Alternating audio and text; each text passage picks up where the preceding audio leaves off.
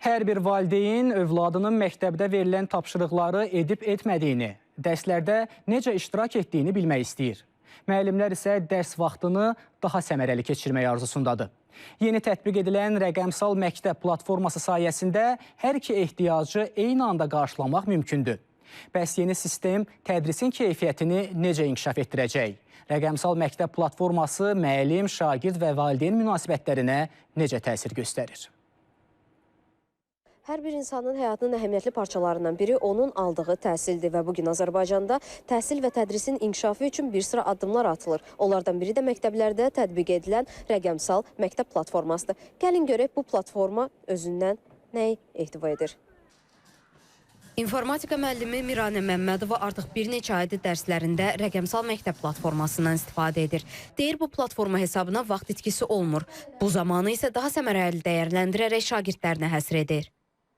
Biz bu platformaya daxil olaraq kağız jurnal kimi artıq amma elektron jurnaldan istifadə edirik və orada öz qiymətləndirmələrimizi aparırıq, davamiyyətlərimizi qeyd edirik, dərslərimizin mövzularını yazırıq. Şagirdlər bu səhifəyə daxil olmaq üçün özlərinin UTIS kodu var. O ilə daxil olurlar, amma valideynlər onlar üçün şifrə təyin ediblər. Həmin şifrələri yazırlar və səhifələrinə daxil olurlar. Şagirdin burada üstünlüyü odur ki, o da həmin səhifədən istifadə edərək dərs cədvəlini görür. Şagirdlər də bu platformadan zövq alırlar, çünki ora istənilən cihazdan və istənilən vaxt daxil ola bilirlər. Qiymətlərimizə baxa bilirik, dərs cədvəlimizi öyrənə bilirik. Həmçinin bunu da deyə bilərəm ki, əlavə etmək istəyirəm ki, rəqəmsal məktəb platforması sayəsində biz dərslərə daha çevik və rahat şəkildə qoşula bilirik. Platformaya daxil olub dərslərə baxa bilirik.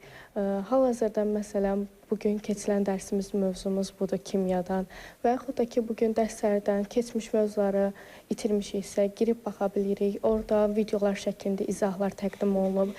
Dərsliyimiz də var. Əgər dərsimizi itirmişiksə, burada PDF şəklində yüklənib, oraya yükləyib izləyə bilirik. Və yaxud da ki, mövzuyu daha yaxşı mənimsəmək üçün testlər burada verilib, onları da işləyə bilərik. Platformadan valideynlər də razıdır. Onlar istənilən vaxt övladlarının dərsdə olub-olmadığını, tapşırığı icra edib-etmədiyini və dərsə girib-girmədiyinə nəzarət edə bilirlər. Uşağımın cədvəlini bilirəm, dərs evə nə verilib onu bilirəm. Heç müəllimlərlə hər dəqiqə zəng vurmağa ehtiyac yoxdur. Dərslərin yerlərini özüm orada görürəm, qiymətlərinə maraqlanıram. Hər şey normal, gözəl. Nəzarət altındadır. Bəli, valideynnin nəzarəti altındadır. Valideyn olaraq övladlarımızın qiymətlərini operativ bir şəkildə nəzarət edə bilirik. Ənənəvi üsuldan fərqli cəhət odur ki, artıq şagirdlərimiz qiymətlərini gizlətmək şansları yoxdur və bu ildən tətbiq edilən bu sistemdən çox razıyıq.